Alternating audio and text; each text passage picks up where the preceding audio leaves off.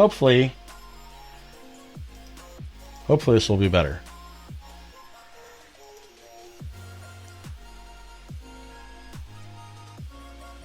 Okay, good. Thank you. Stupid OBS, man. What can I tell you? What are you going to do about it? Anyway, I don't know where you guys left off or where... well, I kind of know where it went bad, but not entirely. So as I was saying, you know, you have a couple options you can fetch. That's going to pull down from the remote. So basically going to pull it down from GitHub, wherever it happens to be. Ain't that the truth? You know, OBS is free. I got what I paid for. You can do like this pull, fast forward, or fast forward only. I never do that. I've just had way too many problems doing that. So I always, anytime I pull, I always set this to do a rebase. This is just kind of the default. And what that kind of accomplishes here, and I think you'll see it really well when we switch over. Oh, hold on. What do I have changed? We'll discard that.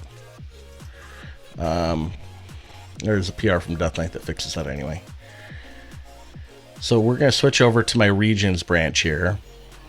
And so this is the part that I really hate about GitKraken, okay? So what I dislike about GitKraken is that when I want to do this, it's going to just do this for basically, well, origin is my default remote, and I'm tracking the WIP regions branch remotely. So it's going to try to do this from that, but that's not what I want to rebase from, right? So really, I would love it if GitKraken would make a change to do the same thing that SourceLink does, or not SourceLink, SourceTree, which is basically when you do this, it kind of gives you a dialog where you can choose the remote and choose the branch. That would be a lot easier. But the way that you kind of do this is I come in here, I say set upstream, and so I can choose the remote. Now I'm just going to do origin because that's all I am tracking in here. And I'm going to say I want to look at the master branch, right? Now I do have to be careful because I actually have push privileges and I have accidentally pushed this to master before. In fact, I did the other day and had to reverse it. That was fun. Anyway, so what you'll notice is it kind of shows, okay, I'm 7 commits ahead and I'm 31 commits behind, right? So this is where I really want to rebase, because what I want to make sure I do is I don't just want to bring everything in and kind of like merge it together into a conglomerate mess. Like, that's bad. I want to keep things orderly. I want to keep things in a straight line. Like when you look at these commits here, you notice that they're all in a straight line, right? So yes, I started here, but now everything is kind of going like this. And so that is the same kind of goal. So I want to make sure that all of these different commits, because I started, this was master at the time I started it, or actually the last time I rebased anyway.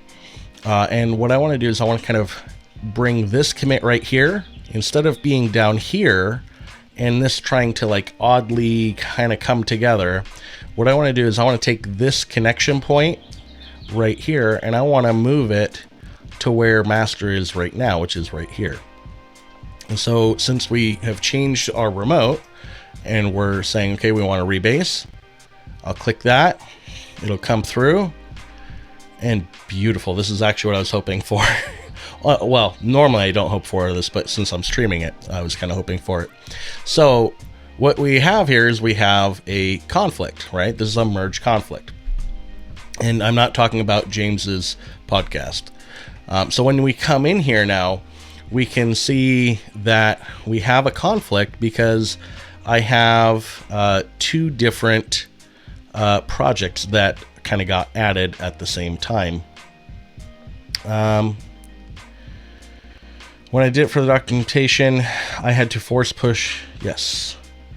So Waldemar, you're kind of skipping ahead of where I was going to go with this, but this is, you know, you're definitely on the right track here. So what I want to do is I want to make sure that I pull each of these in. So there's something that I noticed kind of earlier. In fact, it was with another PR that I merged, that there were changes to the solution. I did actually need to kind of go into Visual Studio, open up the solution file to get some additional properties set up that needed to be there. But now we see, okay, we actually want both of these projects. So this mock app is a new project that I added. What was it for? It was for the auto register for navigation PR that I did. I kind of did some fixes around that and some testing that we didn't have in there. And then, of course, this is going to be for the regions that is in the current working branch that I have. So now both of these are going to be in this solution. Since I've clicked here and I've clicked here, I can make sure that this kind of gets set up. Now, one thing that is really important to kind of pay attention to here is you notice that, you have this project and then end project. And so potentially, this could come in a really funky order. And so I'll kind of show you what I mean by this. So let's say that, when you look, you end up with something like this. And this has happened before, like where the tool just wants to do this and then it becomes a real pain to deal with it. And this is actually, I think, something that's kind of nice about GitKraken. So obviously this would be bad. Like if you try to open this solution in Visual Studio, it is probably going to freak out because you had an opening for the project, but you never ended it. And, if I say add, right now, the kind of the good and the bad here is GitKraken will add these lines in the order that you have kind of said add them. Okay. Do you want to explain what the red check marks mean? I don't have red check marks. You're talking about like when it shows red there, that's just a minus to remove it. Like don't take the line. Yeah. So basically by default, right, as I'm starting, nothing is checked off. And so my output, which if you want to look at it this way, or actually, I guess maybe I'll back up a little bit. So this A side, this is what is on Origin Master right now. So if you go to github.com/Prism library/Prism, you look at the file, which is the Prism library forms solution. So you look at that, you're going to see this mock app project in the solution. In my branch, I have this Prism Forms regions. Okay, so we want to merge the two. Now, right now, nothing is actually checked, and so the output doesn't have either one of them in here. Now, if I click, we'll do this funky here. So I'm going to say end project, and then I'll say project. Now, because GitKraken puts this in the order that you click it, you're going to see here that this time I have project and project. That like these are the unchanged lines. But I'm adding end project first and then project. So this got added in the wrong order. So I want to make sure that I pay attention here to the order that these get added in. So now because I'm doing this line by line, I click the project and then the end project and it goes in the right order. If I click over here, this just takes everything in the order that it already is. So I can take either what's in master, I can take what is in my working branch, depending on what I need to do. In this particular case, though, what I actually want to do is I want to take both. So I'm going to just click both of those here. I'm going to take both of these in, but I want to make sure that I pay attention here that my output format is correct. So I'm going to hit save now, and we're going to say save output. And so you can see I don't have any more conflicted files. I'm going to hit continue rebase. And now I have more conflicted files. So we'll come over here. We'll take a look at what we have conflicted here. So let's take a look here. So what we're going to want, and here is what I think is just so beautiful about the way that this kind of happens. So if you look, here's the output down here. Now the output is saying like, hey, you had this line, like this was the starting line at this point, was the Xamarin Forms 3.6 dot blah, blah, blah, right? And that changed. Now what's on master is we added the mock library to the test, and we added Xamarin Forms mocks before and after, but nothing else changed. In my working branch, I have Xamarin Forms 4.5. So here's where I'm going to take this. I'm going to say I want the mock library. I also want to take what I have, and then I'm going to take Xamarin Forms mocks. So now I'm going to bring these all together the way that I want. So this is a really beautiful thing. So now I got exactly what I want. So I can see my output here. I have mock, I have Xamarin Forms 4.5, and then Xamarin Forms mocks. Again, I can hit save. And then we'll go to the next one, do the same thing, right? So we're going to say boom, click that, click that. Now everything is in the right order. Now I will say, like, this functionality seems to be pretty new, because I've been using GitKraken for a while and it didn't used to be this easy. And every time I had to rebase, I just basically went to another tool and did it from the command line because it was easier. But this is way easier. This is a beautiful, beautiful feature that they have in here. So cool. So now I've fixed all those conflicts. I can hit continue rebase. And I have another issue here. Somehow, with the same bloody files. So we'll go ahead, we'll add this here. Okay, so we want both of those in here. So I'll hit save. Okay, save output. Okay, now I can hit continue rebase. That was the final one. Okay, perfect. So now I don't have anything else. Now, like I said, I have to be careful here. Okay, in Git lingo, that's called a chunk-based merge resolution. Yes, yes it is. So I'm just trying to dumb it down, keep it as simple as we can here, because Git is confusing to a lot of people. Now that said, there was a really funny thing that I actually retweeted the other day, and it was like a little picture from Reddit, and someone said, what's the difference between Git and GitHub? And the response was, it is the same difference as porn and Pornhub. So that's okay. Anyway, so like I said, I have to be careful. Now this is showing me I have 7 commits to push, right? Which is true. I have 7 commits ahead of master that I could push right now. But if you remember, and this is the bad thing about GitKraken, is I had to set the upstream to master. Now, because I have write privileges to master, I want to be careful I don't actually do that, because this is a work in progress. We don't want this on master right now. So we'll go ahead and we'll change this back to the WIP regions. And now we see this craziness, right? So now it shows me I have 38 commits to push and 7 to bring down. Now, obviously I want to push this so that way we can get the PR in the updated state. So we'll go ahead, we'll hit push here. Okay, now it's going to say, hey, do you want to do a pull rebase? Of course I don't want to do a pull rebase, right? So what I want to do is I want to do a force push. And the reason I want to do a force push is I'm actually replacing what is up on GitHub in my remote branch. I want what's in my remote branch to be the same as what I have locally.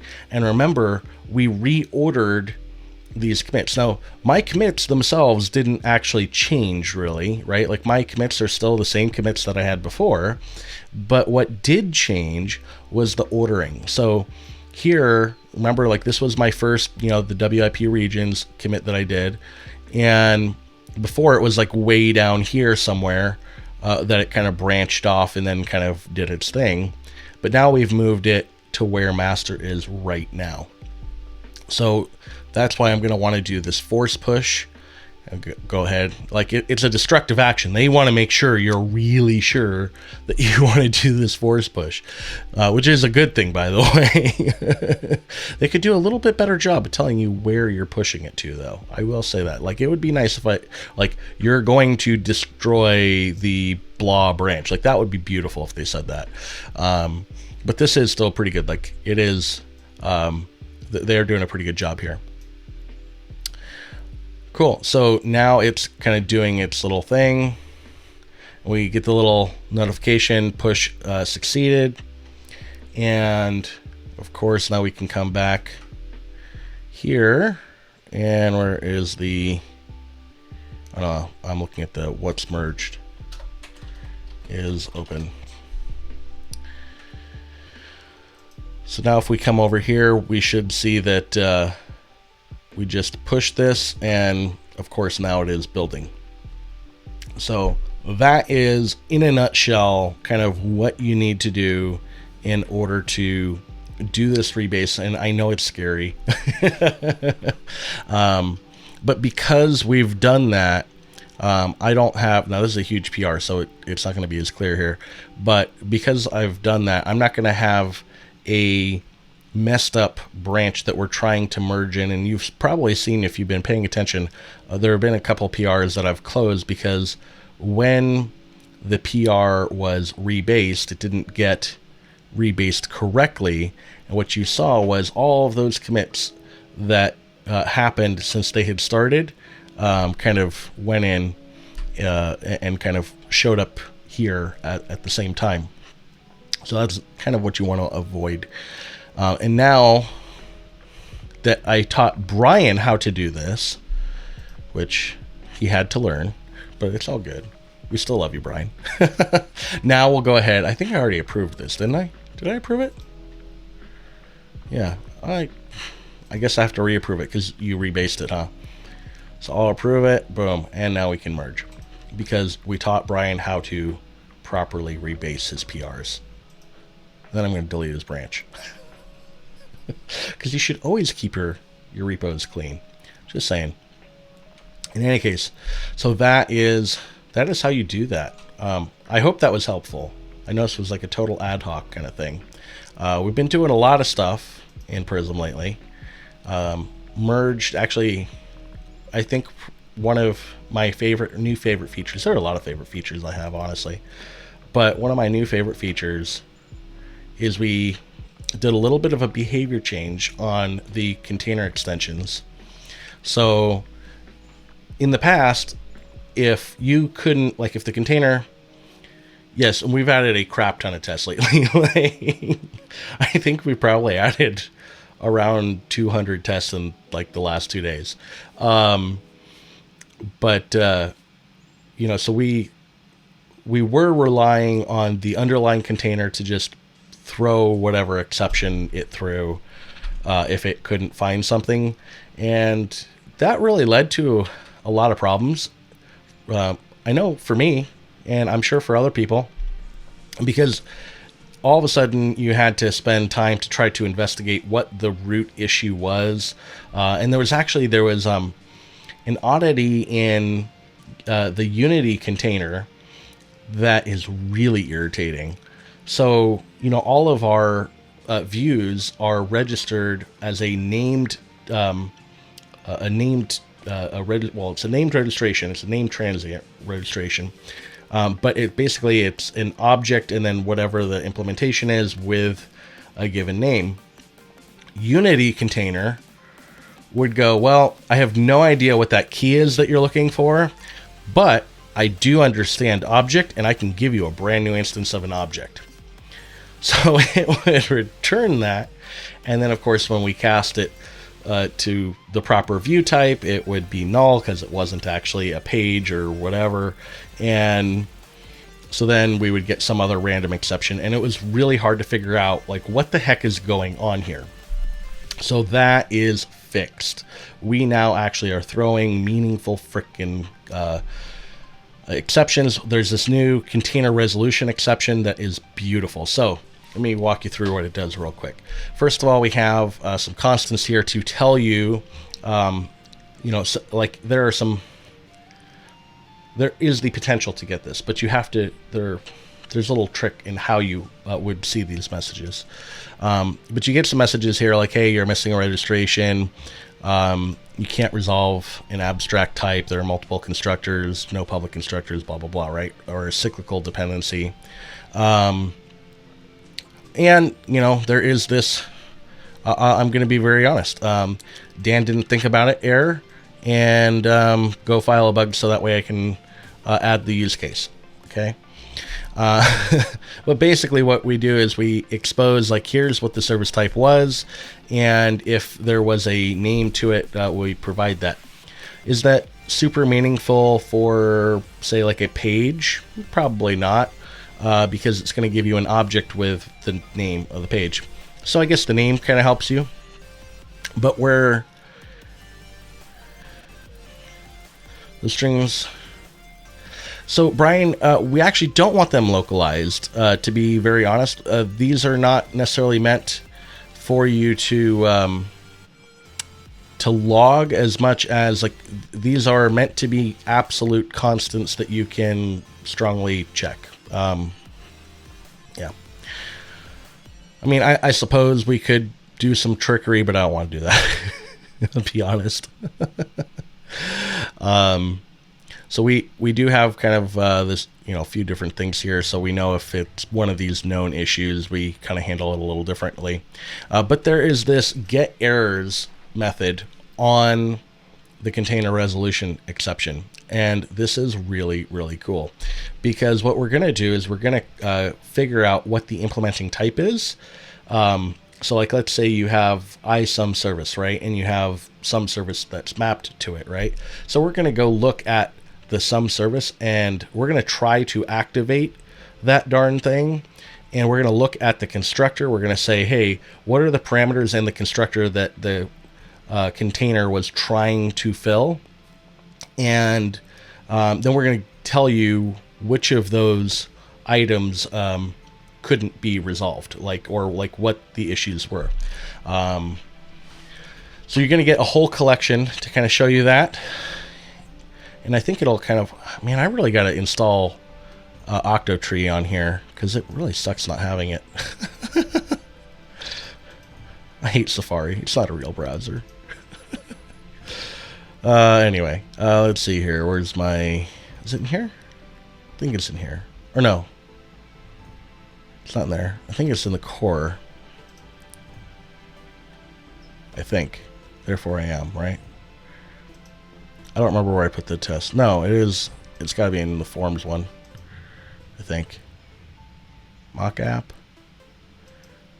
Where did I put that darn thing?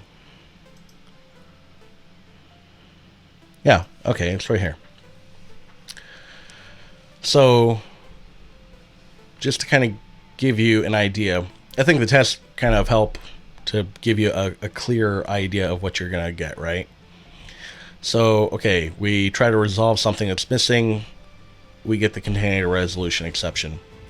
But now let's say we have bad view, okay? So, as we're kind of going through this, we're going to see, let's see, locates issue. Where is it? All right. So we run get errors, and as we look at the get errors, we're going to see that, you know, what we would have seen in our initial, like this initial container resolution exception, we're going to see that our service type was an object. We're going to see that the name was bad view. So we know, like, we can kind of do some logical, like, mapping to, like, the name bad view goes to the type bad view, but that still doesn't tell us why it failed, right? But we do this get errors, and now we're going to see that the type bad view actually threw a target invocation exception when we tried to inflate it. And it also, and really the reason it threw the target invocation exception was that it threw a XAML parse exception because you write bad XAML. Yes, I just said it. So stop writing bad XAML, and then you don't have to use this. On the other hand, I write bad XAML all the time, so I'm going to use it, like, frequently, probably daily. Yeah, yeah, and then, for like, let's say you have your view model, right? So now the container is trying to resolve the view model. It's going to throw this container resolution exception there. And what's going to happen is you're going to see that, first of all, it's not going to talk just about the view model. How dare you call us on our bad XAML? Well, Harrison, my friend, it is, I'm saying I write bad XAML. I don't know about you, but I do. It happens. Especially when I try to use helpers. Like I used the helper that would generate a bunch of code for me, and then I spent like 2 days trying to resolve all the things that it screwed up. And so I was getting XAML parse exceptions left and right, and it really drove me crazy trying to figure it out. And the other thing that really was driving me crazy was I couldn't get the debugger to stop on the line I needed it to.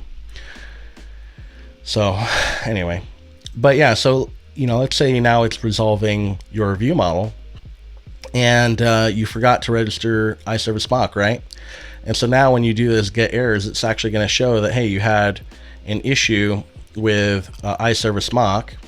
And as you kind of go through, you're going to see that, hey, it actually had the iService mock had a container resolution exception. And not only that, but when you look at the message, you're going to see that the message was missing registration. So if you write bad XAML, give mfractor some money. That is a fact. That is a fact. Yeah. Of course, mfractor really can't handle some of what I do, but nobody really has tooling. Even mfractor is awesome, but nobody really has tooling that handles modular apps very well. And all of my apps are all modular. I don't write anything that isn't, because they're way, way easier to maintain. I know I kind of showed a little bit the other day on that. And I'll do a walkthrough maybe in a week or two on it. But yeah, in any case, that is kind of up and coming. There's also a lot where I don't know how, I think Brian was drunk, and I took advantage of it. But he finally allowed me to make some changes to iContainer registry, which is amazing. Love it. So yeah, you still get your register instance, register singleton, all of that. But then my friends, you get some cool new ones. So now, let's say you have a factory that you need, or a factory that actually you need to like use the container to resolve something, like, because maybe you had some named registration that you wanted to resolve, and then kind of do something to it before you pass it back, right? So you can do that now. How awesome is that? I love it. And that's, of course, for singleton. You can do it for transients. And you get this register many, which is pretty cool. So let's say you have a single implementing type, and that single implementing type implements like 4 different, or like 3 or 4 different interfaces, right? So you use register many, you pass it the implementing type. By default, it's just going to take any interfaces on that implementing type and go ahead and kind of pass that in and register it for all of them. If you pass specific, like let's say you have 4 interfaces on a particular type, but you only want 2 of them registered for dependency injection, you can choose to do that. So you can pass very explicitly, or you can just say, give me everything. So that is there as well. Of course, you get the transient versions as well. And, oh, by the way, scoping is also here. And scoping is going to make my life way easier in refactoring the way that we handle the navigation service to provide it to you in regions, because that was what I started with, right? So scoping was really kind of a, I can hack stuff really, really badly, and kind of get, some stuff working, but scoping is just going to open the door to do a lot of things that would make it a lot easier in passing different objects around with the container. And oh, by the way, this has actually been one of my favorite things, is we've also been adding a lot of XML docs to everything and fixing some malformed stuff and things that just weren't right. And I know I saw Waldemar coding in chat. So he has, I think, one or two PRs. A resolve all. Well, I don't really think there's a use case for resolve all, to be perfectly honest with you. For one thing, our kind of default implementation is when you register something, we are going to, like anytime you register something, it's going to replace the previous registration. We're not just adding a new registration to hang out. So, yeah. Anyway. Brian, what are you talking about? Review something. What do you want me to review? You talking about this thing? So, well, Waldemar, I showed you how to rebase. You watched. I saw you. You were here. You were there through all the audio issues. So, my friend, if you would like to rebase your PR, I think we can move forward. Let's see. Let's take a look and see if you need any changes real quick here. Provides a way for the navigation service to pass parameters during navigation. Okay.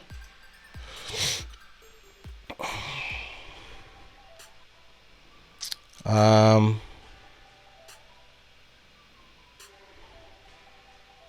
not really crazy about this, I'll be honest. I'm not saying I have an idea. Maybe Brian does. Brian, come up with something better for him to put there. And put it in chat, my friend.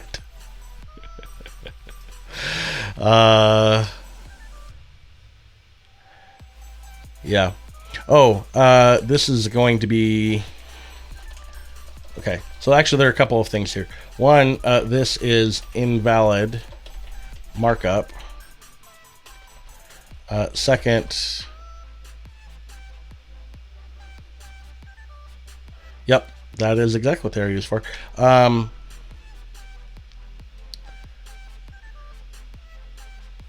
So I think I have an idea here. So, well, first of all, I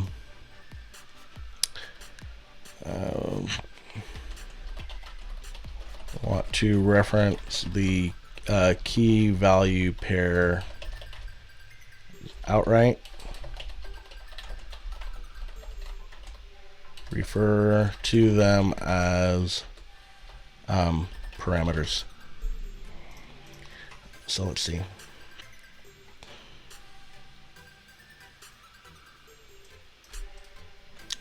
I'm gonna guess that you just pushed a rebase here. Well played, my friend.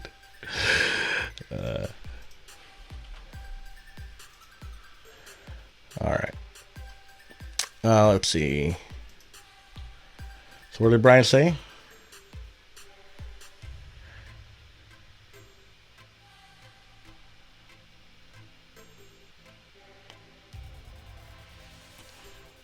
All right, well, learn how to spell parameters, and then if I spelt it wrong, it is what it is, okay? What did Brian say? So those used to set internal parameters such as navigation. We'll just say used to set internal parameters used by Prism's navigation service.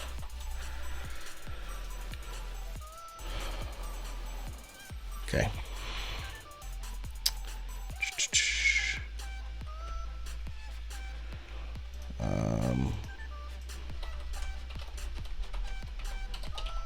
So comment above.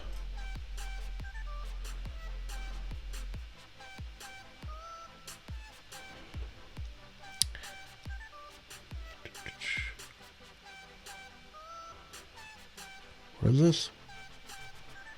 iLogger. Oh, for the bootstrapper.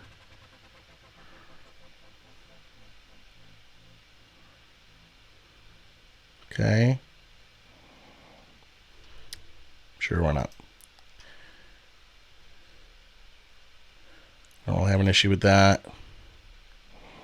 So yeah, just make these two changes here, and then we'll call it good.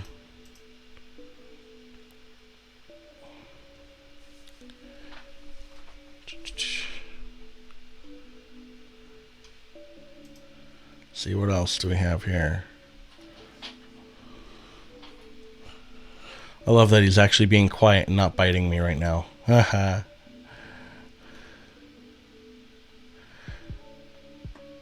Always a win when the dog is not biting me.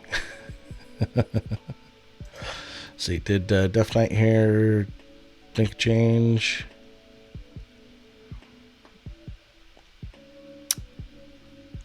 Oh, it looks like he did.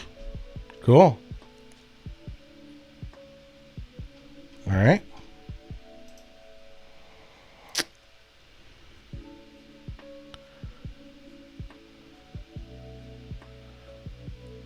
Cool.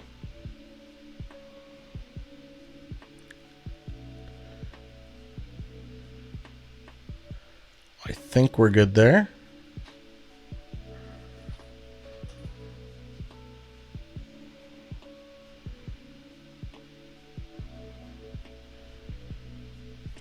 Okay. We'll go ahead and approve that one. Get that in there.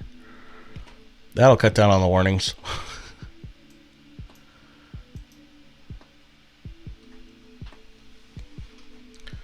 All right.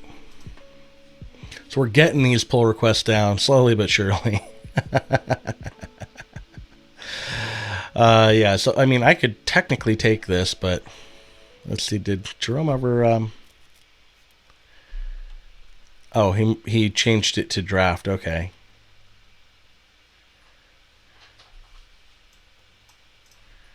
Cool.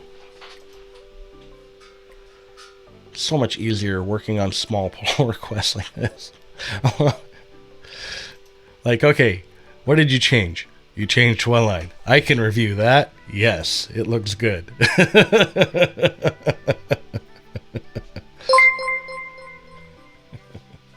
All right, did we lose it again? No? Yes? Oh, damn it.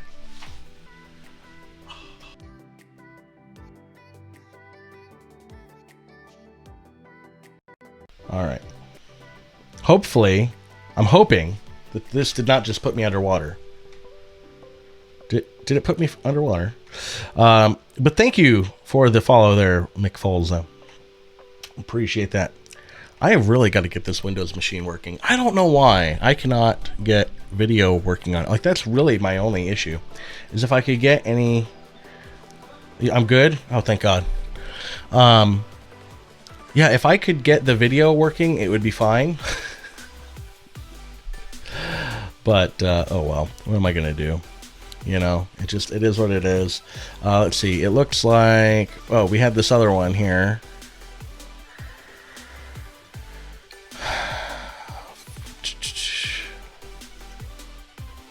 Merge branch.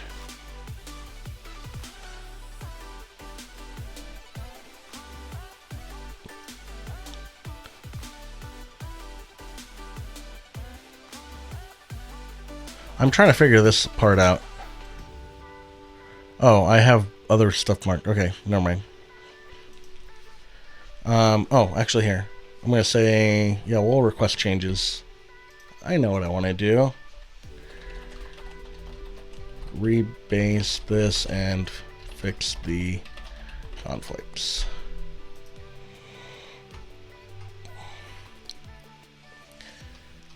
All right. So we're getting there. We're getting there. So we'll see. Do we have new changes yet?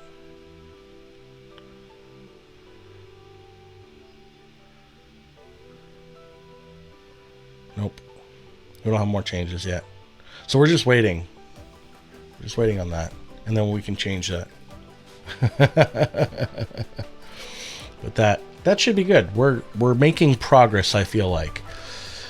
Of course, I say that just because this number is going down finally. And yes, I know I could have merged some of these doc changes sooner, but the reality of it is I wanted to get some of the larger PRs that needed more attention in first, and then kind of come back. So if you were wondering why you guys were waiting on it, that's why. Yeah. So what else do we have? I know Dylan, I saw Dylan there in chat. Hopefully you're still around. How's it going, buddy? With I know you were, what was it? It was one of these darn things. There's so many things right now going on. It was this deep link, right? The deep link navigation into subpages of tab bar item. That is a mouthful, my friend. How is that going? How is it going? Let's see here. So I had, oh yes, we're going to be able to do this device invoke once we do regions, because we're updating Xamarin Forms in there. It's going well. Good. Good to hear. We're actually, hold on. I can't remember anymore. Like, I have so many different things I'm going on. Like, so many different branches I've been working on. You guys watch me do the rebase. So I'm pretty sure. I think we're still on 3.6 here, right? Is that what's going on here? Yeah, we're still on 3.6. Yeah, that needs to get updated. So there are some other issues. If people feel too much work in progress, right? There is so much work in progress right now, but it's a good thing. It's a good problem to have. But there are a lot of things that are kind of open for people right now. So if somebody would like to go in, and really, I think what this is going to ultimately kind of boil down to here is somebody actually taking the time that I have not to just launch the end-to-end app on an iPad instead of an iPhone. I have one sitting in my other room, but I just haven't bothered to do it. But yeah, so we're having our UI test failing on iOS for some reason. Let's see here. I think it's that one, right? Yeah. Let's go to App Center.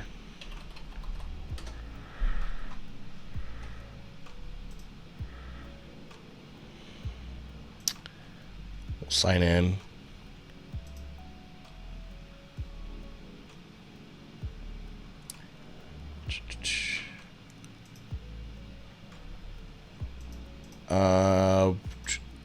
What do you mean here, Willamar? Let me go take a look at your PR again. I'm not sure where you're talking about. You talking about like right here?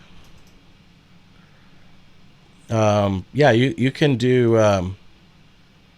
Yeah, you can keep the cref on that.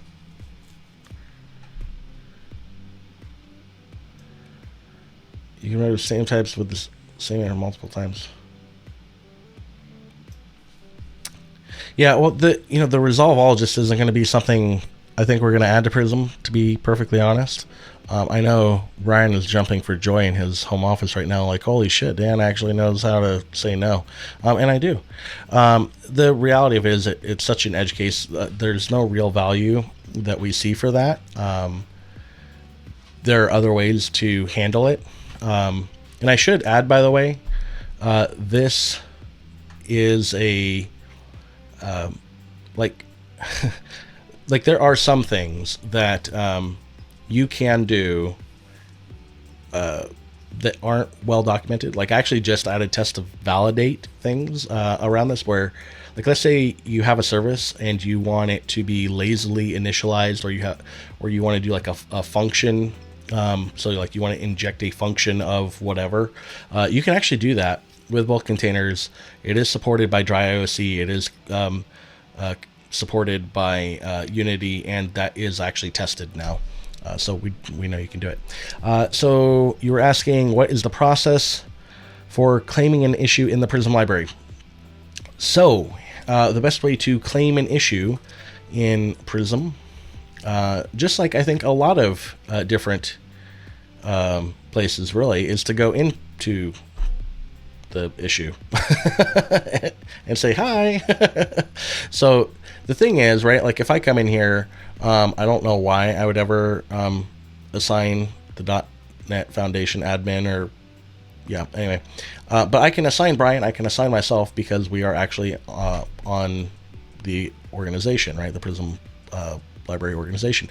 However, I can't just randomly assign people. So best way to do it is just kind of come in here, leave me a comment, say, hey, I'd like to take this. And then once you are actually, once you've commented on the issue, I can assign it to you. And you'll see, like, I've done that for Hussein, done that for Dylan. And they kind of had just, all it took was, hey, I can help with this. And we assigned it, all it takes. But that really does help everybody too. If you do want to help out with an issue, just go in, say, hey, I'd like to take this one. And that way we can assign it to you. What if you made a team now that is free? I know, more admin you don't have time for. Yeah, that's really what it boils down to.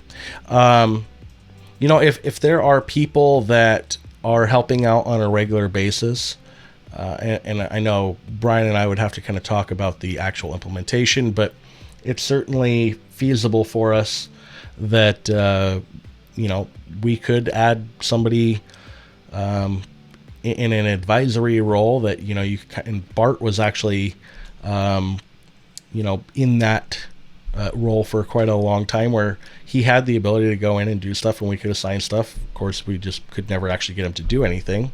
I love Bart. He's a great guy. But he said for like 2 years he was going to do Prism for UWP and never did. Why Brian and I were like, okay, we're done. Anyway. But yeah, so there is that. There are a bunch of issues, though, that people can kind of take a stab at. Done. Okay.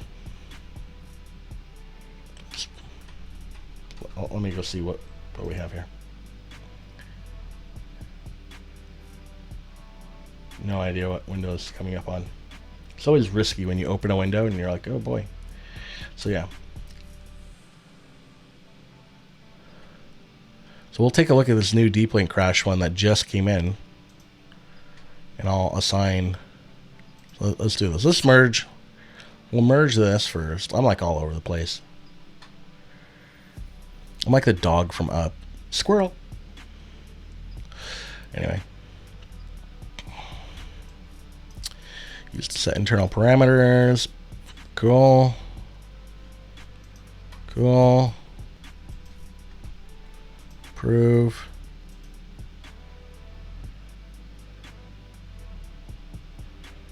All right. We're only talking docs here. I ain't worried. All right. Go ahead and merge that. Thank you for the PR, my friend. And let's come in here. And we'll go ahead and assign it. Thank you, Adam. Appreciate your help there. So, and feel free, by the way, it's just kind of like, I don't think there's an actual issue for it, but feel free to add additional tests. Like, the test project is kind of there. Never did anything. Yeah. No, Bart never did anything more than really merge typo PRs. But yeah, I mean, feel free to add more UI tests. That project definitely needs additional UI tests in there. So I should, I'm going to go ahead and do this, kind of put this out there too. I mean, I already have a branch where we're at 4.5. I can always deal with the merge conflict. I don't really care. I'm going to change this to, where's the good first issue? Right there. Too many labels. Okay. So this is welcome for community contribution.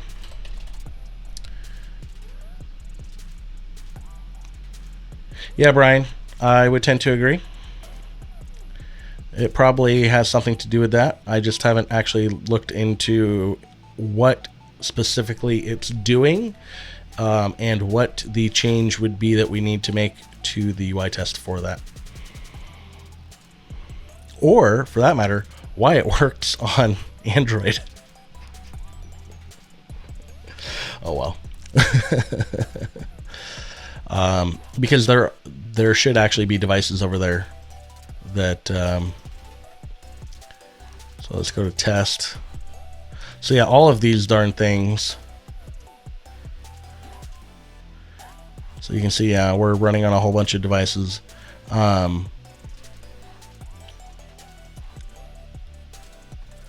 this fails every time here. So we're kind of just like, this is what we're seeing, which is kind of weird. And I think it's more like this is my bigger concern, right? Compared to this, like I would expect to actually see the menu or something, right? Because we should see all of this, and then we should see the, let's see.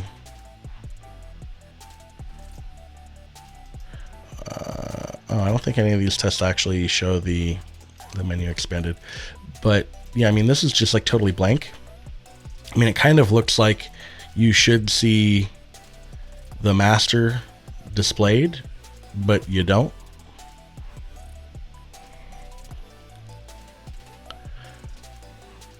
Well, Brian, the issue here is look at the page, right? So if you look at this page versus you look at the other one, like this is blank. You can kind of make out, it's not very easy to see, but you can kind of make out that there is a tab bar, and it's kind of getting cut off like right here. So this would tend to indicate that the master is being displayed, which, okay, that kind of makes sense, but you have no content on the page. And that, I think, is the bigger concern. So that is what we need to diagnose and actually do something about.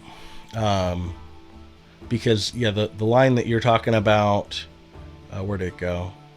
The is presented. Yeah, like this kind of shows that it should be presented, but the master is blank and the page is blank. So that's not good.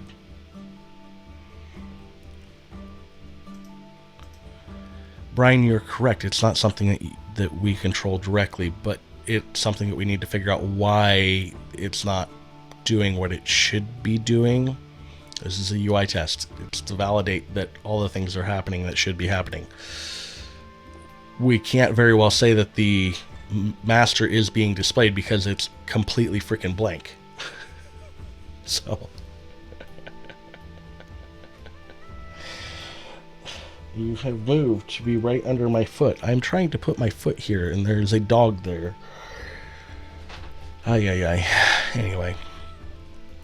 So yeah, so that's kind of what's going on. But as you kind of saw, we do have, I have to run these async so we don't ever hold up tests. Like this is one of the things I really dislike. So it's cool. I like that we're running these in App Center on an actual device. That part I think is pretty cool. And you may have noticed like there were like 6 different devices that it was doing its thing on. But what I really don't like is it takes so bloody long to run these. Like it says 10 minutes, but yeah, that 10 minutes was over like 2 hours or whatever, you know? And we're just constantly queuing up more and more lately. Thank God they give me that for free, because it's Prism. Because that would be a lot of device minutes. Oh my. There is the reload time. Yeah. So we gotta, it's just a matter of figuring out what we weren't accommodating properly. It could be an actual issue in the app. It could be just a change that we need to accommodate in the UI test. I honestly don't know. It probably is not that difficult, but yeah. So like I said, this one is out there. If anybody would like to take that, pretty simple to add that to the iDevice service. What else do we have? This would be a good one but this is a very advanced issue. So this is basically, the idea is to build a, and I'm not even sure how we're going to do that. So that would need some discussion, but it would be very nice to take the auto register for navigation attribute and turn that into something that does some code gen. So that would be interesting to do. What else do we have? List view, collection. Oh,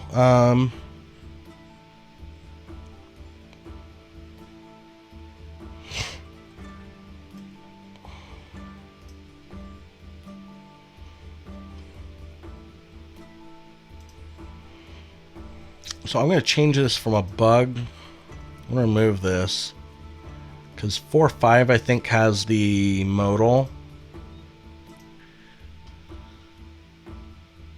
So I'm going to change this to change the iDialog service to use a modal page with transparent background, or update, we'll say.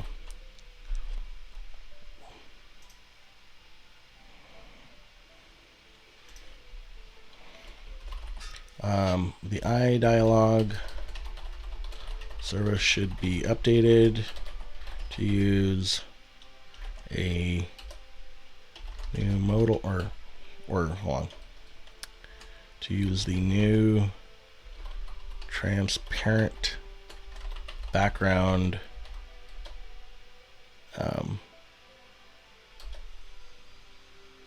I'm trying to think how to phrase that exactly, but basically support, I guess.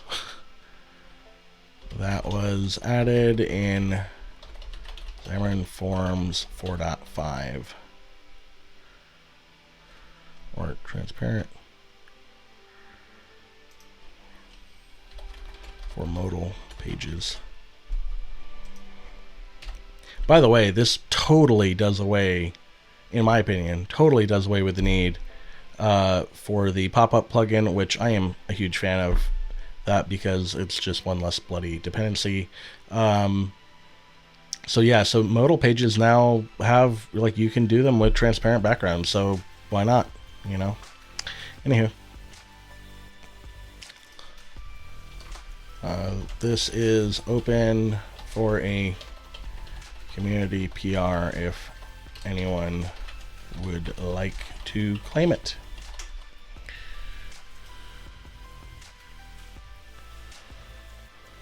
Oh, let me add the help wanted on here too.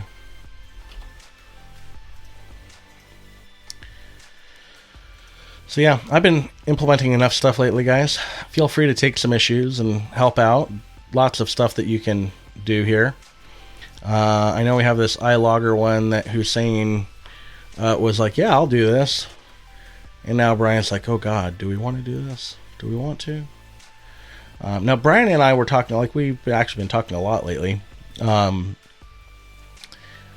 been talking about this, and like, here's kind of the issue is, or actually there are a couple of issues. First of all,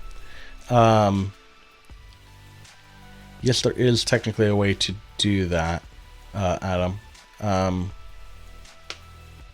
But each test really kind of is like an isolated thing, and there are scenarios where we would want to reload the app. So anyway, what was it saying? I totally lost track of where I was going with this. Oh yes, NuGet. So let me go to NuGet.org. Yeah, duh. I can do this, really. Microsoft extensions, logging. So kind of here is the issue from kind of what Brian and I were discussing, right? Is if we take the dependency on Microsoft extensions logging. Oh, yes, hi. So if we take this dependency Now this is bringing in dependencies on Microsoft Extensions configuration binder, dependency injection, and the extensions options. So yeah, that's fun. And this package in particular, the Microsoft Extensions dependency injection, Brian particularly hates. I'm kind of whatever about it. And I look at it this way. You probably have this dependency in your application anyway. Just saying. Even if you're not using it, it probably is there in one way or another. I also really question Microsoft on why the heck, like, I cannot think of a valid reason. More and more apps are, Brian. Yes, they really are getting that dependency, whether they realize it or not. You don't realize it anymore because of transitive dependencies, but it is there. Now, does every app have it? No. You're right. Not every app has it, but more and more, we're going to start seeing that. In any case, I really question Microsoft's intelligence on this. I know they probably wouldn't appreciate me saying that, and I don't care. Because it would have been a lot smarter of them to say dependency injection .abstractions, because I cannot think of a valid reason for the logging to require the full dependency injection package. The abstractions, I totally understand that they would need that because they need the iService collection interface in order to write the extensions to register with dependency injection. Totally appreciate that. But the actual dependency injection package just seems stupid. It's kind of like they're trying to inflate their own download numbers. I'm just saying. Anywho. But yeah, so there is that. I am kind of the opinion, and if anybody other than Brian has an opinion on this, feel free to share. What I tend to think is, first of all, any dependency that we take should actually end up being on the abstractions package, because this is only giving us an interface, so you are not taking a dependency on anything else, or at least Prism is not forcing you to take a dependency on anything other than something that gives you a logging interface and then some very, very basic types like a log level and all that. No one else's opinion matters. Brian, that is not the way that you solicit feedback, my friend. In any case, but like this does come with a null logger out of the box. You get the iLogger. Okay. Probably an oversight. Yeah. Anyway. So, yeah, that's what I'm thinking, is we should probably take this dependency here. But Brian also brought up another valid point. Now, it kind of made sense with the current logging interface to be in prism.core. However, literally nothing in prism.core uses the logging interface. So there's zero reason in either of our minds to make this dependency in prism.core. If we add it, it would really go to the platform. And I know for Uno or WinUI, you already have the dependency. It's already there, by the way. It's actually this dependency right here that is there. So you can't tell me that those apps are not going to have it, because they will. I know that more and more you're starting to see this in Xamarin applications as well. And realistically, I don't care as much about the WPF apps. Why? Because most of them are still on frickin' Prism 5. So, bite me. If they update anything in their application, they'll probably end up with this. I know, Brian's like, what? What are you talking about? Well, I'm just saying, Brian, your Pluralsight course talks about Prism 5. We're about to ship Prism 8. So there is that. Just saying. Just saying. Anyway. So yeah, so we have that. Lots of issues. We're getting a lot of stuff done, though. I'm very, very happy with all the stuff we're getting done. Love seeing as much community contributions as we've had. I love that we're working on this because this is really helping to get the build warnings down. There's still way too many. Way, way too many. Oh, actually, you know, I was just thinking. So Brian has to... No, well, no. He just has to say 8 instead of whatever it was. Like 7.2. Yeah, so let's go from... I'm going to do something here. Yeah, I mean, most of our changes aren't directly impacting what Brian was teaching anyway. So, I mean, yes, we have made changes, but it shouldn't be that big a deal. Let me see here. I want to check on the current status. Why did this fail?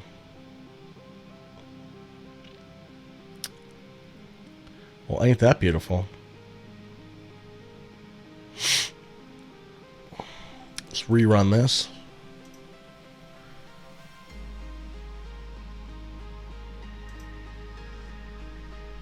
Hold on. Oh, I'm not signed in over there. Let me do it from another browser.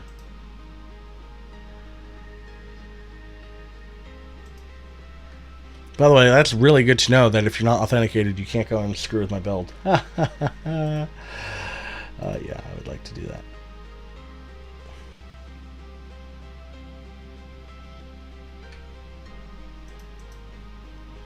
That's fair. See, and there it goes. It's building. It just helps if you do it from a browser where you're actually authenticated. Okay, so let's see here. People wondering, like, hey, is there anything else we could do? Well, no. See, that had nothing to do with the UI test. If you actually looked at that, Brian, that was probably GitHub again. Because the error that we had was when it went to check out the repository, it failed to check out the repository. That seems like a GitHub issue to me, which GitHub has been having a lot of issues lately. So yeah. But yeah, there are a lot of still, like these are all like XML things, right? So let's see. XML comment, cref attribute, could not be resolved. Those could be fixed. I think I might actually let's fix some of these. We're here. Why not? Now I'm going to do something that Brian and I do that you shouldn't do, but whatever. Mainly because I don't need to trigger a build for a build for a build. So let's go through here. Let's do a reload.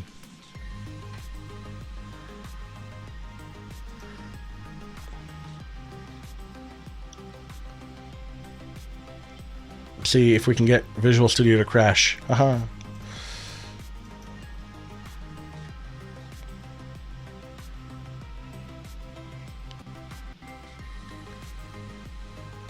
Let's go to the full Prism library.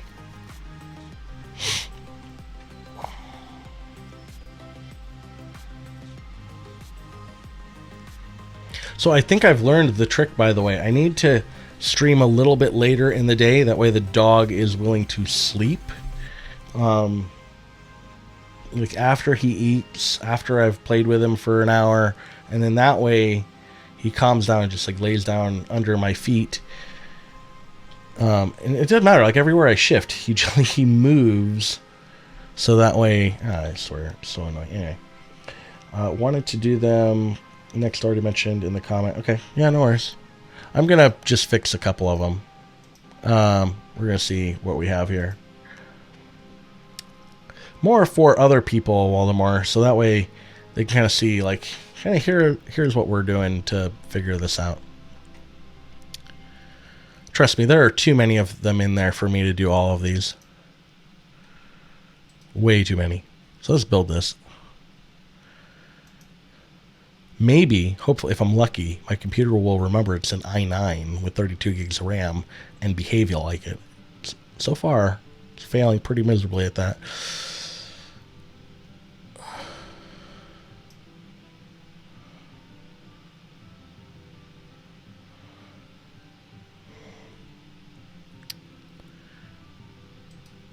You know, it'd be really great. I should make a suggestion about this. But it'd be really great if I could just like right click and then like change, or like have like a really easy function here, like a little button that I could go change the font size.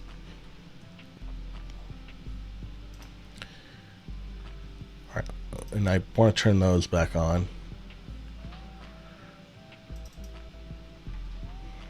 So let's see here.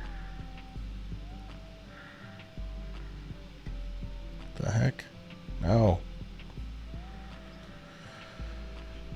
Alright. So what do we have?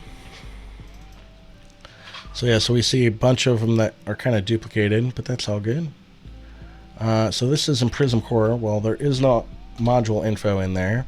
So we're just going to go ahead. We're going to fix these here, because that is the issue. Module type loader. The module type loader isn't in here? Really?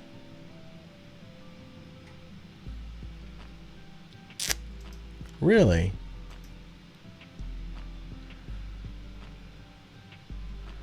Okay, hold on. The assembly... let me actually think about this for a sec. The assembly that contains the type of the module is currently being loaded. Okay, hold on. So what we want are some remarks, I think. So we want to say used in WPF to load a mod.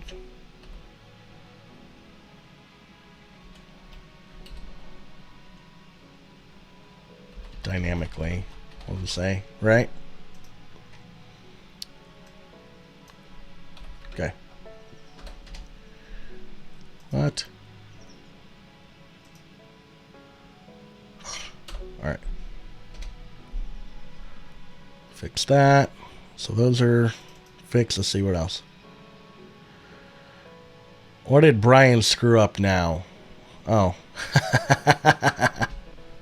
Brian, you screwed this up, buddy. It's alright. It's alright. We'll remove these.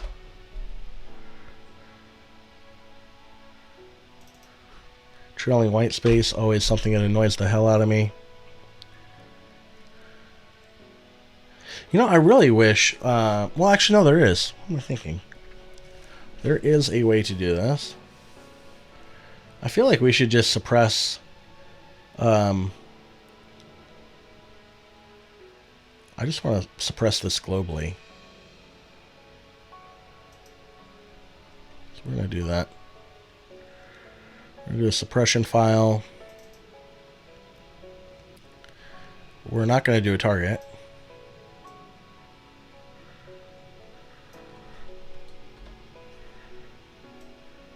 Because we're assholes. I mean, did I say that out loud? Sorry. Because we actually want to catch any exception. Suppose I should be careful, right?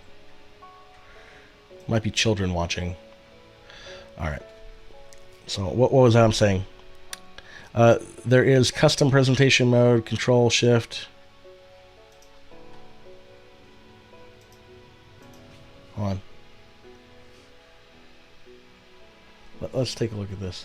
I want to bring this into the right browser though. Nothing I click ever goes into Safari, because I don't actually use Safari except when I'm streaming. Custom presentation mode. So, well, this is for... Oh, okay.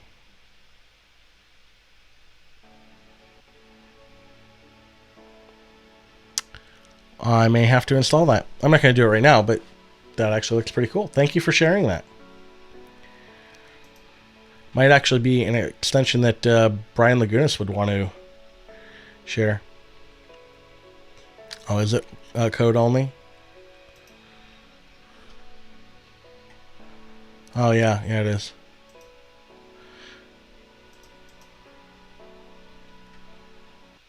But you know what? I do use code a lot too, so that wouldn't be terrible.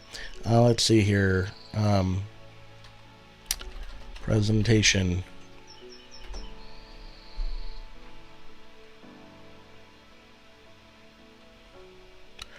Presentation zoom, presentation mode. Here we go. So it looks like there's a version from somebody else.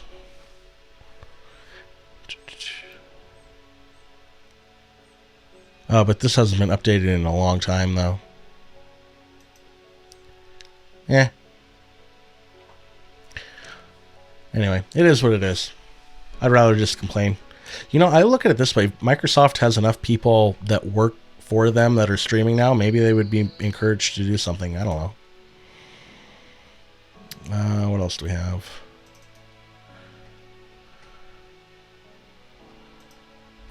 So that should be a ref. Okay. So we're just kind of changing some of this stuff here real quick, right? Getting some quick wins. Right. Huh? Oh.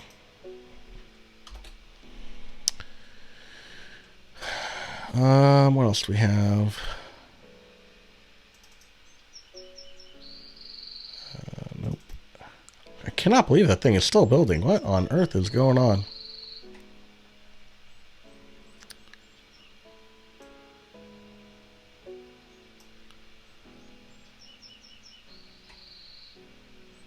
Hold on. Where are my references to this thing?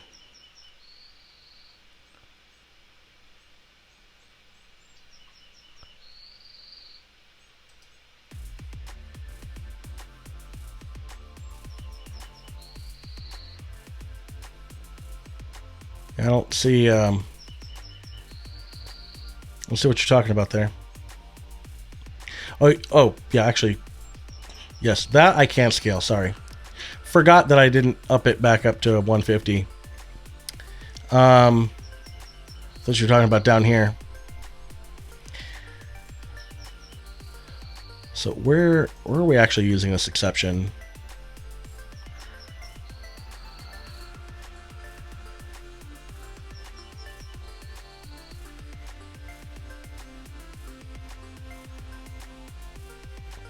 So it looks like the only place that this is actually thrown or actually used is in WPF. So I'm going to move that exception back to WPF. It actually used to be there. Or is it module type? Why am I blind? Module type. Oh, here we go.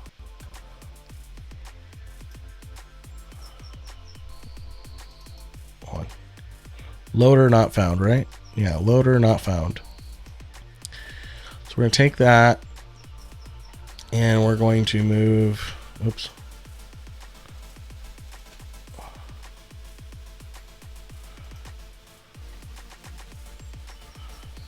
Move that into WPF again, because it's only actually used over here anyway.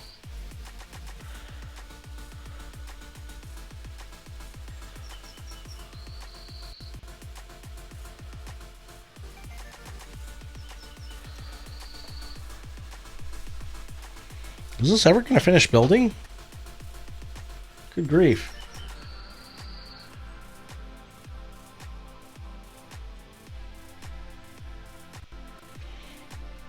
Yeah. I really can't believe that Microsoft has never done a presenter mode. I mean, when you think about it, I mean, okay, yeah, you have the streaming, which is a newer thing for Microsoft, but I mean, they do so many conferences and you need presenter mode for conferences when you're presenting there. So I don't get it. Whatever. You know, and then they've got like their channel 9. You would think they would want it for that. What do I know? Is this ever going to finish? Come on. I could have gone for lunch and come back by now. And that's in like the modern era of everything is shut down anyway. This is probably why we would have come back by now, right? So let's see what else. There are a couple others here. Oh, I'm not going to bother with this.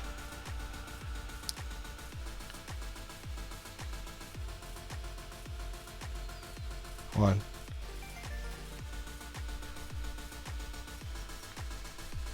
You're saying you just do Control Q? It didn't do anything. Control Q does nothing for me. Well, I shouldn't say that. Control Q, here's what it just did, is it made the IDE like totally unresponsive for a minute.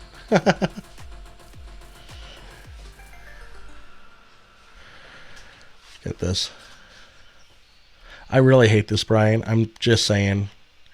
I still really think that application store should go away, and you should just implement it on the darn application. Auto initialize attribute. What do we have here? Oh, yeah, here, let me do that. I can't believe I didn't do this sooner. What do we want to... Provides additional... Where do we use what? The auto initialize attribute?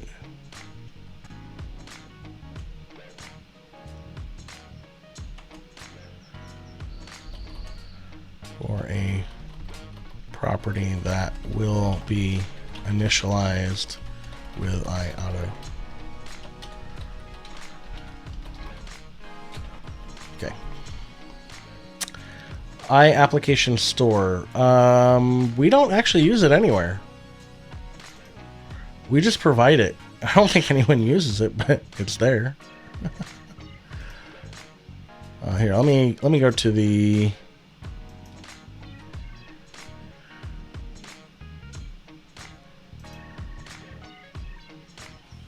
Well, I don't think anyone uses it because nobody knows about it.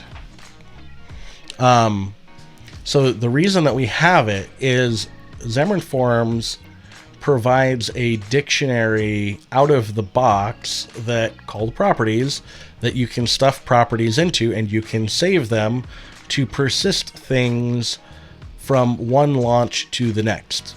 Now, we've never actually talked about iApplication Store, even though it's been there for a long time. So that's why I think it's probably not widely used, was just because we never talk about it. I don't think we have any docs on it. It's just kind of a hidden feature in Prism Forms. It's a good feature to have. I don't think it should be removed.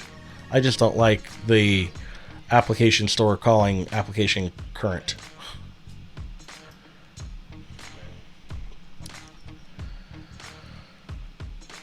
I mean, if you really want to remove it, then file an issue and then we can remove it.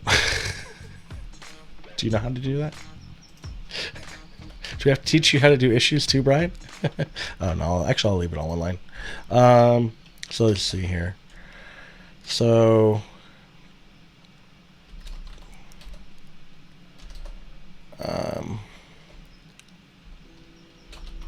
provides a custom name for CI auto initialize to use.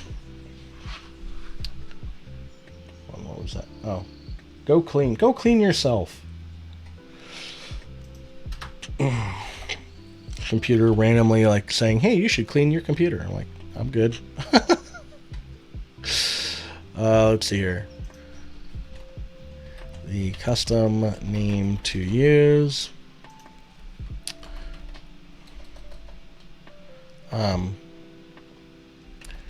Marks a property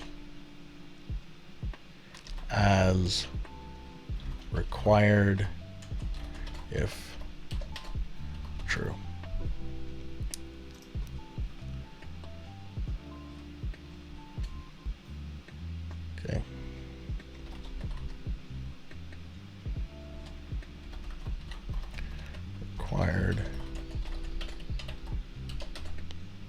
know why I'm doing. Okay. Yeah. Could ask you something regarding DLLs and modifying. Yeah, you could ask me anything you want, really. Happy to answer. So let's see here.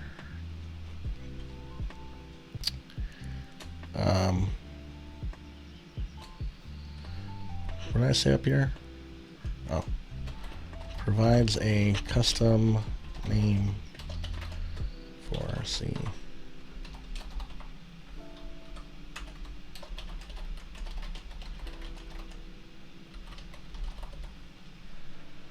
Okay, and then we'll say, I'm just going to do a little copy paste here because try to keep things the same.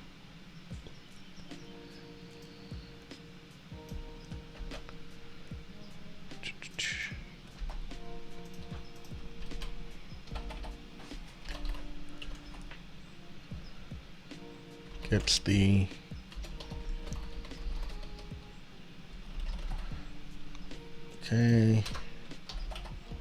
gets the custom property name. All right, what else do we have? That was also in here. Application life cycle aware.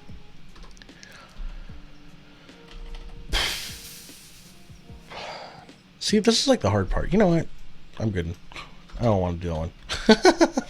Someone else can do that one. Anyway, so yeah, it's just a matter of kind of coming in here and figuring out, you know, what you can do. So 1574. I think, yeah, that's what I want to do. Is I just want to look for those because those are the ones that actually bug me the most. So I think we fixed a few of these already.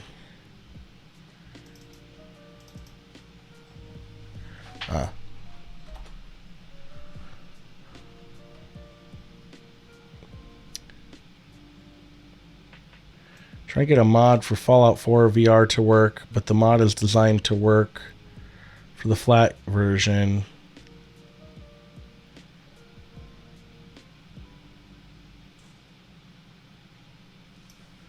Okay.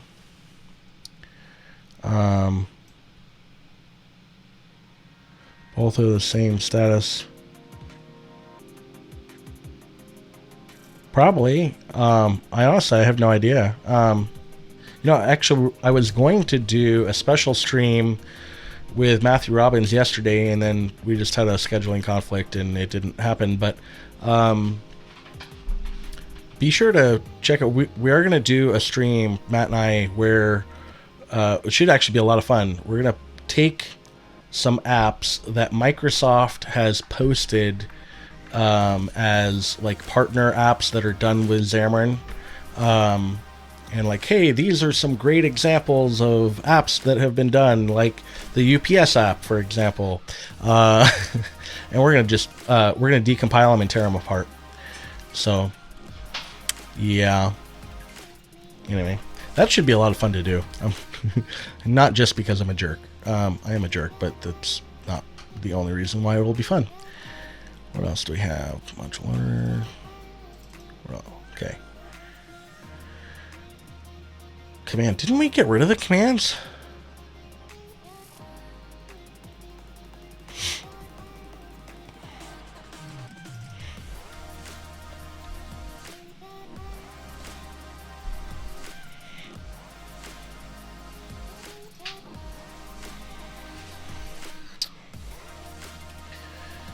Okay. Okay.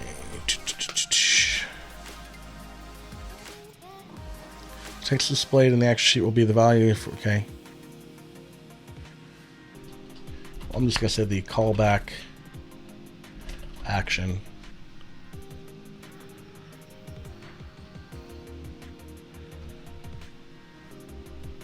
What else do we have? Dependency resolver. What the hell?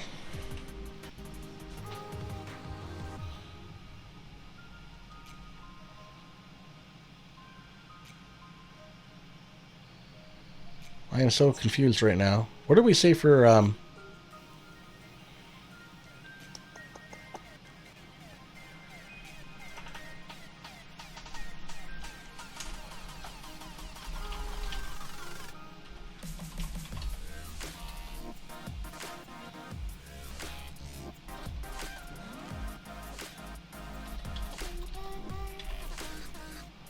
There we go.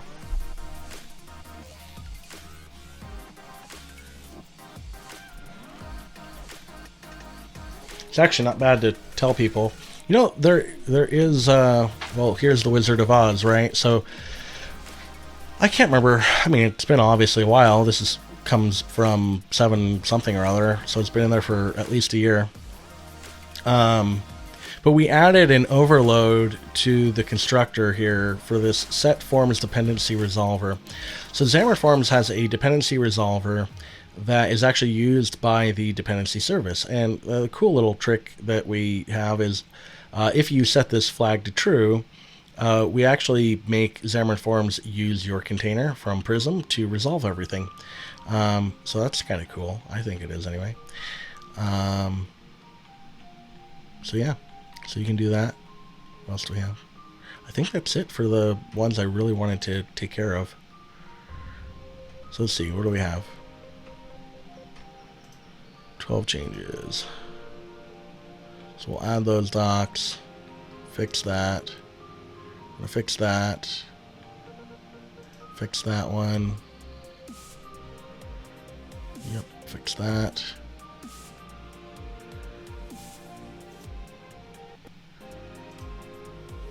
Yep.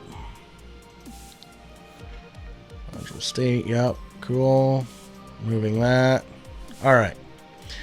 And let's say fixing bad docs. And because I can, I'm going to go ahead and just push straight to master on this particular one. Boom. Okay. So yeah, so we have fixed that. Of course, now I would, at some point they'll rebase. That's kind of a nothing burger, so I don't really care about rebasing at the moment. But I hope you guys actually enjoyed getting to see how to do some rebasing and kind of watch me flounder. Adam, thank you for jumping in and saying that you would take one of those issues there for the UI test. That is awesome. What do we have here? Anything new? No? Oh, yeah, there was one other issue that apparently got closed. I'm guessing Brian closed it. This looks like a Brian closed kind of thing. Yes, he did. Took all my fun away. I was going to close it on stream for the same reason. Darn. Or I would have closed it for the same reason, but yeah. So yeah, so here's the thing, right? Brian and I respect that you have an issue that, okay, you have this deep linking crash. That sucks for you. It does. Here's the thing that you got to remember. It's not my problem. So if you're going to make it harder on me to try to fix your problem for free, I ain't going to do it. Like, if I'm having this deep linking crash issue, I'm going to fix it for me. Absolutely. I mean, that's kind of how that works, right? But if you want me to fix it for you, then you got to make it easier for me to figure out what the actual issue is. So that's why Brian and I have said, like, hey, you need to have a reproduction app. And if you don't have it, we're going to close it. Now, you notice here, like, okay, he has put this description here. He said, here are the steps you need to do, blah, blah, blah. Expected it doesn't crash. But it did crash for me. And sometimes it crashes for my users. Okay, and here was the version. Okay, that looks like, if you didn't know better, that would look like a complete, he did what he was supposed to do. But now let's actually go and take a look here. I guess I could have just clicked the new issue over there, whatever. So you're going to notice when you say, hey, I want to file a new issue, that you're going to get this little dialogue, right? So obviously the first one is a bug report, feature request, ask a question for Prism Forms, or ask a question for Prism WPF. I probably should add one for Uno now. And that's basically, if I click on open, we're going to come over here to Stack Overflow, and you're going to be able to ask that question, and you automatically get the correct tags for like Prism and then whatever the platform is. Okay? Because we don't take questions as issues. If you want questions, go to Stack Overflow. That's the proper place to ask a question. If you're like, hey, let me read the docs, maybe the docs will help. you have the link there. If there are missing docs, there's a link to go to the docs repo to go file an issue in the appropriate place, okay? But if I say I want a bug report, okay, there's some things you're going to notice when you come in here. So the very first thing that we tell you, okay, is if you do not provide a sample, your bug report will be closed. And that is exactly what happened here, right? He did not produce a sample, he didn't provide a sample, and his report got closed, okay? And what's the very next thing that we say? Required. Issues reporting a bug but lacking a reproduction will be closed. So the first two things that we say clearly and duplicate ourselves on, because it is so vital and we don't have time to deal with it, is if you don't include a reproduction, we're gonna close your issue. We say it two different ways right at the start before you've even written a darn thing, okay? And then the next thing that we tell you is that, hey, if you have a question, go to Stack Overflow or Slack, do not ask it here, okay? And at the very bottom, we also give you a place to put screenshots and the reproduction link, and you notice it says that this is required, okay? We tell you a third time that you need to provide a sample. We tell you 3 different times. So Brian and I, rightly so in my opinion, have no sympathy for anybody who files an issue and does not provide a reproduction. We've told you 3 different times in the bug report template that we will close this if you do not provide a reproduction, because we do not have the time to go and figure out why you are running into an issue. If you provide us a sample that we can run and it reproduces the issue that you're saying that you're encountering, then we'll spend some time when we can to try to figure out what was going on and fix it. But I don't have time to go through a million different scenarios to try to reproduce an issue I know nothing about. So that's why you really, really need to do that if you have a bug. We want bug reports. Like, don't think we're just jerks. I mean, Brian is. I'm nice, but we do want you to file an issue. If you have a legitimate issue, file an issue. Just make sure you take the time to be a good community citizen here and provide a sample to help us help you. So anyway, that is kind of what I have for you. I know it is about 1 o'clock in the afternoon for me, and I need to go and eat something. So I am going to head out for a bite to eat. So hold on, what is Adam saying? Remember, writing a repo app might give you an aha moment and make you figure it out on your own. Yes, that is actually why we say it in 3 different places to do a reproduction. Because when people do that, more often than not, they are going to actually figure out what they were doing wrong. Because when you're building your app, right, like any app, it doesn't matter, you have a lot of junk going on in that app. And when you try to take, like when you go file a new project and then you just try to focus on reproducing that specific issue, more often than not, you figure out exactly what it was that you were doing wrong. And yeah. Oh, hold on. Let's see here.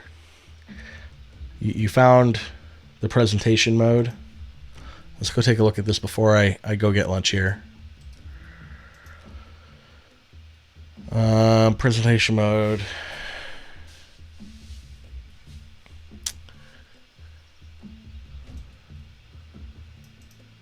Okay. But this was this the VS Code thing? Or no, this is for Visual Studio.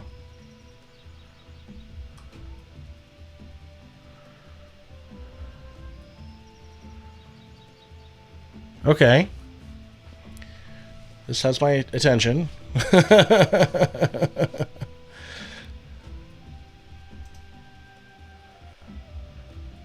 But it said through like 2017. So I'm just curious, like, and it looks like copyright 2018. So I'm wondering if it's even working with, let's go take a look here. Oh no, it says works with 2019. Well, look at that.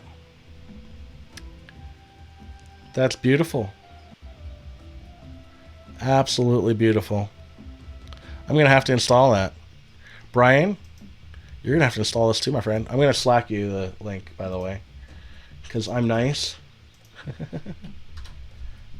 So, Brian, I sent it to you. So I'm sure that is probably an extension you're going to want as well. But in any case, thank you guys for tuning in and joining me here. Let me see if there's someone on the live coders, like who is actually streaming. We can go raid someone on our way out. Is there anybody? Rambling Geek? Who's Rambling Geek?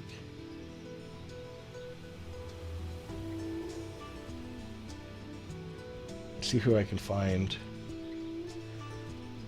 There doesn't seem to be many people streaming right now. Yeah? Okay, let Brian says 1K Griff. Let's do him. So we'll go and raid. Boom.